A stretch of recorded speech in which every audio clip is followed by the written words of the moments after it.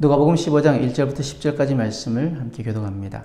모든 세리와 죄인들이 말씀을 들으러 가까이 나아오니 바리새인과 서기관들이 수군거려 이르되 이 사람이 죄인을 영접하고 음식을 같이 먹는다 하더라. 예수께서 그들에게 이 비유로 이르시되 너희 중에 어떤 사람이 양 100마리가 있는데 그 중에 하나를 잃으면 99마리를 들에 두고 그 잃은 것을 찾아내기까지 찾아다니지 아니하겠느냐. 또 찾아낸즉 즐거워 어깨에 메고 집에 와서 그 벗과 이웃을 불러 모으고 말하되 나와 함께 즐기자. 나의 잃은 양을 찾아내었노라 하리라. 내가 너에게 이르노니 이와 같이 죄인 한 사람이 회개하면 하늘에서는 회개할 것 없는 의인 99으로 말미암아 기뻐하는 것보다 더하리라.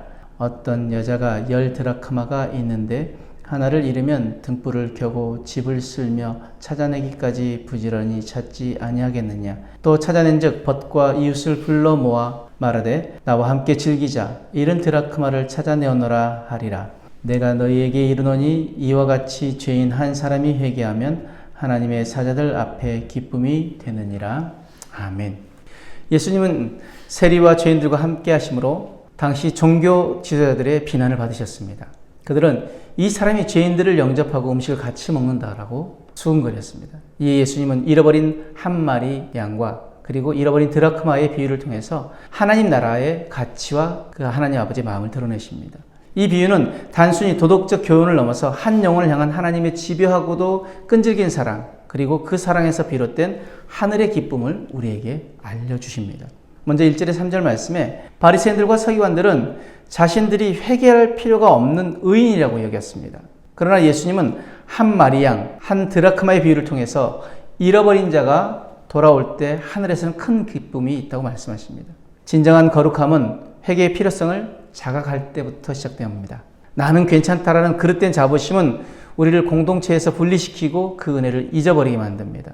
하나님 나라의 백성은 스스로 의로워서가 아니라 하나님의 긍휼로 구원을 얻고 그 은혜로 의롭다 하심을 입습니다.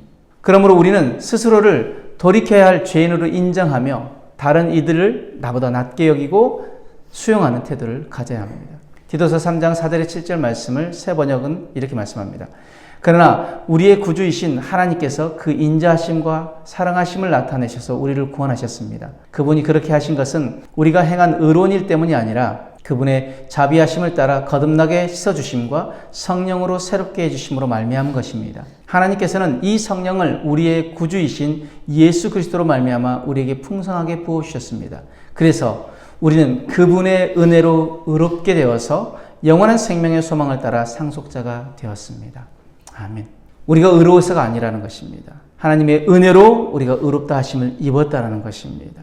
하나님의 자비하심을 따라 우리의 모든 죄를 씻어주시고 거듭나게 하시고 성령으로 새롭게 해주심으로 우리가 그 은혜로 말미암아 의롭다 하심을 입었다면 우리가 하나님의 은혜로 구원받은 우리이기에 우리가 누구 앞에 나서서 우리가 자랑할 것이 없다라는 것을 우리는 깨달아야 합니다.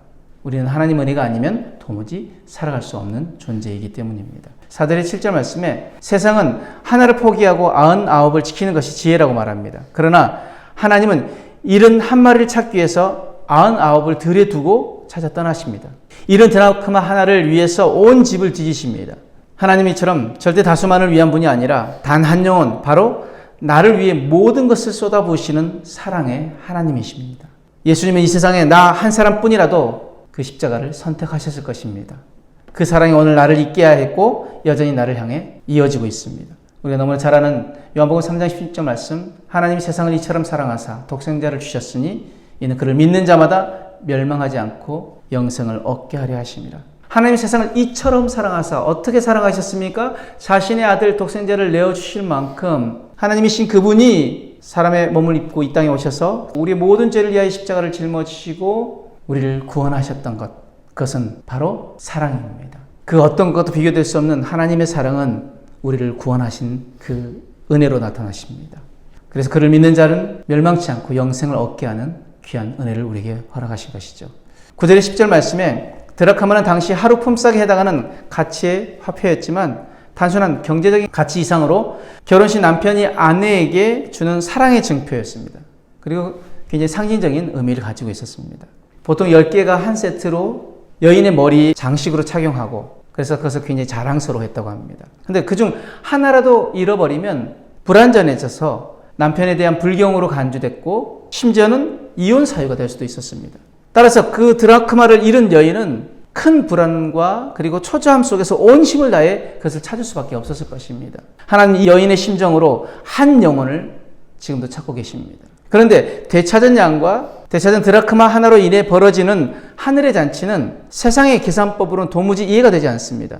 오히려 손해같고 비효율적인 잔치입니다. 그러나 하나님께서는 한 영혼의 회복이 그 어떤 값으로도 비교할 수 없는 또 바꿀 수 없는 최고의 기쁨입니다. 그 기쁨은 잃어버렸다가 다시 찾은 나로 인해 하늘의 잔치가 열리고 그 하나님을 춤추게 만듭니다. 세상이 줄 수 없는 무조건적인 사랑, 조건 없는 기쁨, 바로 그것이 하나님 아버지의 마음입니다. 그래서 스바냐서 3장 17절 말씀은 이렇게 말씀합니다. 너의 하나님 여호와가 너의 가운데 계시니 그는 구원을 베푸실 전능자이시라. 그가 너로 말미암아 기쁨을 이기지 못하시며 너를 잠잠히 사랑하시며 너로 말미암아 즐거워 부르며 기뻐하시리라 하리라. 아멘. 하나님이 나를 사랑하시고 나로 말미암아 즐거이 부르며 기뻐하신다고 말씀하십니다. 기쁨을 이기지 못하신다고 말씀하십니다.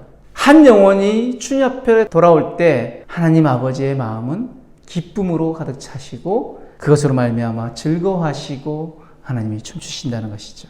말씀의 결론으로 하나님께서 우리에게 보여주신 사랑은 계산되지 않는 사랑이고 집요하고 끈질긴 사랑입니다. 그리고 그 사랑이 나를 찾아오셨고 지금도 나와 함께 하십니다. 세상은 여전히 결과와 성과로 사람을 판단하지만 하늘은 우리의 존재 자체를 기뻐하시고 돌아온 자를 위해 기꺼이 잔치를 여십니다. 우리는 이 하늘의 기쁨에 동참하는 자로 부름을 받았습니다. 하나님께서 기뻐하시는 일을 함께 기뻐하며 하나님 아버지의 마음으로 한 영혼을 향한 사랑의 그 마음을 잃지 말아야 할 줄 믿습니다. 그러므로 오늘 우리 이 말씀 가지고 두 가지를 결단하기를 원합니다. 첫 번째, 구원의 은혜를 잊지 않겠습니다.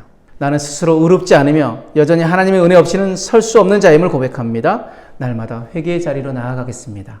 라는 결단이 있기를 원하고 또 한 가지 결단은 한 영혼을 귀하게 여기겠습니다. 이 결단이 있기를 원합니다. 세상의 기준이 아닌 하늘의 눈으로 영혼을 바라보겠습니다. 작은 자, 잃은 자, 소외된 자를 향해 주님의 마음으로 다가가겠습니다. 라는 결단이 있기를 원합니다. 오늘도 이 결단으로 주님의 그 은혜를 온전히 누리는 저와 여러분들의 삶이 되어지길 주님으로 축복합니다. 아멘.